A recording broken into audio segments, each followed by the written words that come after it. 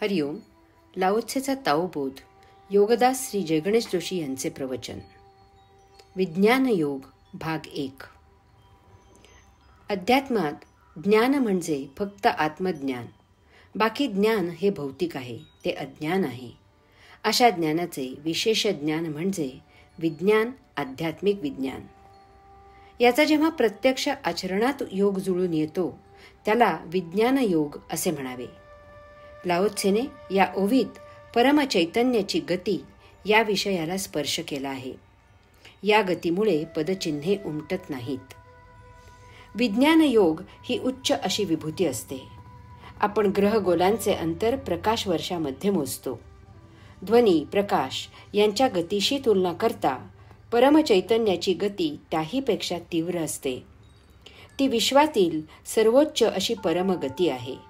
परमचैतन्याची गती साध्य झाली तर योगी अंतर्धान पावतो. अत्यल्प कालावधीमध्ये दूरवर प्रगट होतो. आपल्याला गतकाळात एखाद्या ठिकाणी भेट दिलेल्या जागेची आठवण आली तर तत्क्षणी आपली स्मृती आपल्याला त्या ठिकाणी घेऊन जाते. मग ते ठिकाण कितीही दूर असू दे, आपण स्मृतीने त्या ठिकाणी तत्क्षणी पोहोचतो. जर चंद्रावर जाऊन आलेल्या अंतराळवीराला त्यावेळची आठवण आली तर तत्काळ तो स्मृतीमधून चंद्रावर पोहोचेल. याच गतीमुळे प्रत्यक्ष अनेक तास लागू शकतील असे कार्य आपण स्वप्नात काही मिनिटात करतो. ध्यानसमाधीमध्ये योगी देहातीत पृथक होतो. तो विश्वेश्वराच्या योगधामापर्यंत यात्रा करतो. पुन्हा स्वदेही प्रगट होतो. आजही अनेक भक्त आपल्या सद्गुरूच्या की ज्यांनी आपले अवतार कार्य शेकडो वर्षापूर्वीच संपन्न केले आहे अशांच्या प्रत्यक्ष दर्शनाभूतींच्या त्यांचा अल्पकाळ सहवास लाभल्याच्या अनुभूती सांगतात.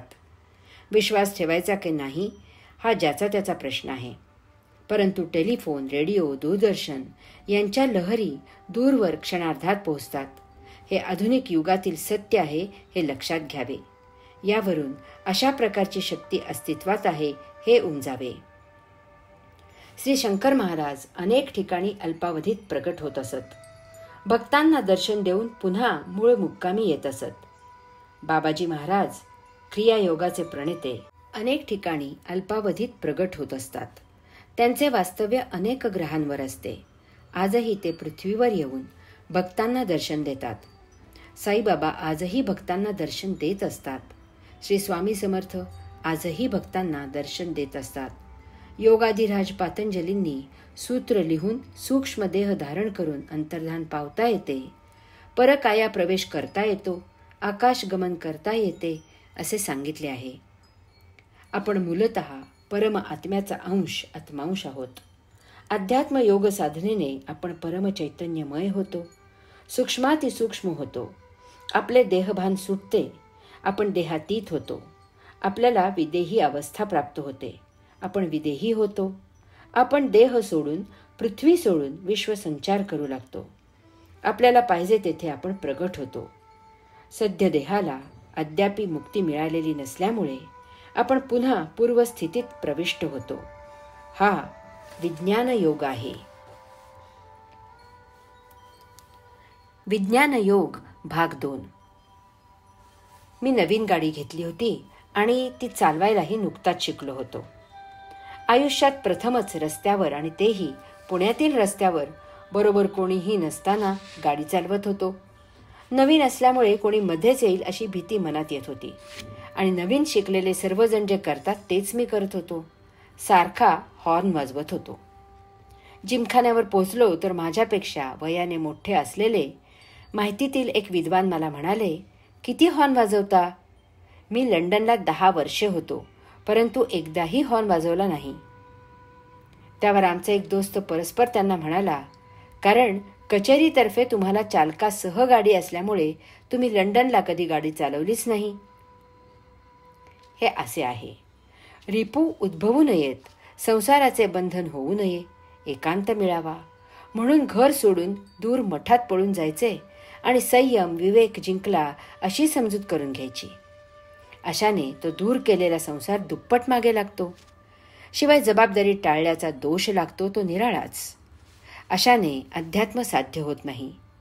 पाण्यात राहून अंगावर पाणी टिकू न देण्यात खरा संयम विवेक आहे.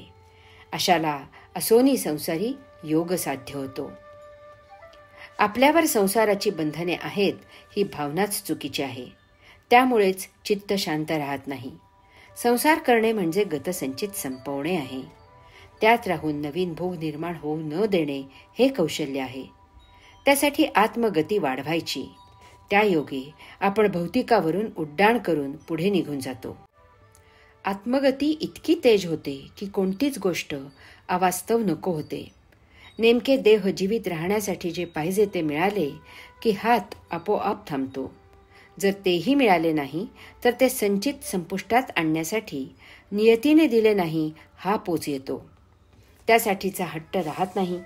जे आहे त्यात महासमाधान मिळते. आपल्यात ही गती मूलतःच असते.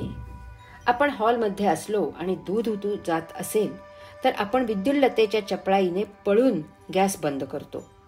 जीवावरचे संकट आले तर अबला सबला होते.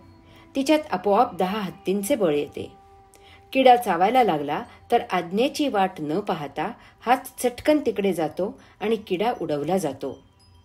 समोरून काही अंगावर आले तर अंग खाली वर बाजूला करून मान झुकवून संरक्षण केले जाते. भीती वाटली तर मदतीसाठी आपोआप ओरडले जाते. आग लागली तर पळापळ होते. अशी किती उदाहरणे सांगावीत. या आत्मगतीचा सदुपयोग करणे आपल्या हाती आहे. परंतु आपण आपली सारी शक्ती भौतिक वस्तू जगताच्या उपभोगात व्यर्थ खर्च करत असतो. त्याचे फलित म्हणजे आपण सुखदुःखाच्या न संपणाऱ्या फेऱ्यात कायम करता अडकवून घेतो. यास्तव विज्ञान योग साध्य करावा आणि कैवल्यानंदी व्हावे.